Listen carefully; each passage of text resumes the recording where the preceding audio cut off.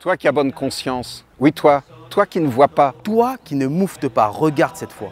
Et cette usine PPG à Beson, les ouvriers qui s'opposent à la fermeture, chassés par les CRS, traînés en justice. Pour oser résister. Ah, tu n'es pas concerné, tu n'es même pas ouvrier, toi.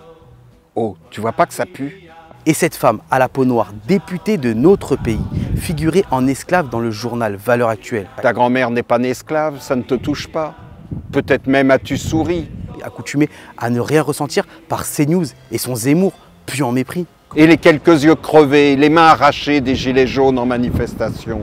En quoi ça te concerne, toi qui n'es même pas gilet jaune, qui t'es toujours méfié des colères populaires? Tu n'as même pas de colère au fond de toi. Et tu vois pas que ça pue? Et les milliers de verbalisations aux motifs futiles, mensongers pour regroupement en vue de commettre des dégradations.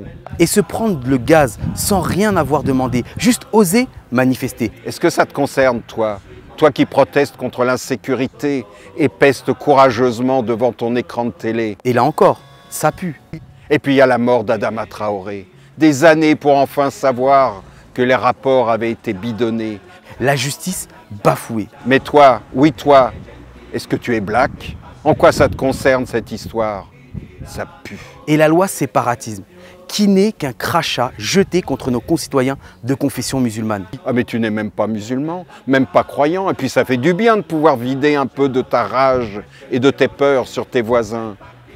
Que ça pue, que ça pue. Que ça rappelle des temps pas si anciens et les manifestations de solidarité à la Palestine qui ont été interdites, chassées, réprimées. Les enfants y mouraient. La France aura été le seul pays à commettre cette offense. Quelle honte! Ah mais tu n'es pas concerné, c'est si loin. Quelle odeur de mépris et d'insulte aux libertés. Et la vaccination obligatoire, le passeport de contrôle.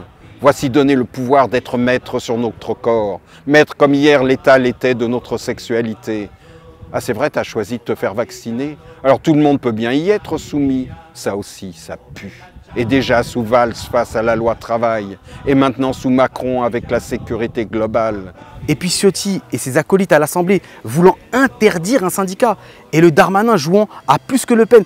Tout le monde se lâche et court après l'autre pour faire plus vil, plus pourri. Et toi? Et toi, tu ne vois toujours rien? Vraiment, ça pue. Et ce week-end, avec la députée jetée à terre. Le sénateur bousculé par des hommes en mission de république. Et puis ce nassage, gazage autour d'un café-débat. Commémorant la commune. Et puis ce meeting de Clémentine Autain, interdit la semaine, qui suit la manifestation policière, autorisée, soutenue. Quel mépris de la République. Que tout cela fait faisceau de déni de la liberté. Mais est-ce que cela te concerne, toi qui n'y étais pas? Ah, ce que ça pue, quelle odeur d'extrême droite. Et attends, ce n'est pas fini de cette odeur nauséabonde, purulente, menaçante. Il y a la police qui veut faire la loi et faire peur. Il y a l'armée qui reprend des idées de putsch et de généraux félons. Tu ne vois rien de tout ça? Tu ne vois pas cette ombre qui monte sur notre pays, s'empare de cerveau, glisse vers la fascisation, par la banalisation? Est-il encore besoin de Le Pen pour faire entrer notre France en barbarie? Des Macron, des Ciotti, des Valls y suffisent. Amplement.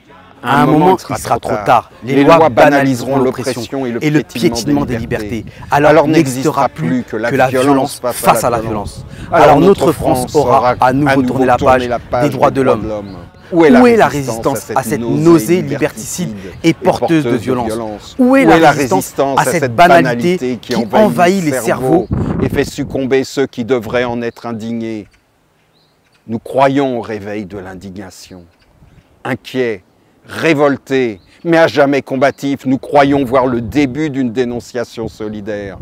Il y a cet appel de personnalité parvenu à fabriquer du collectif avec un rassemblement le 12 juin.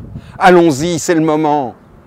Si liberté, égalité, fraternité au fronton des édifices s'est recouvert de poussière et de trahison dans notre cœur, il demeure plein de vie et d'espoir.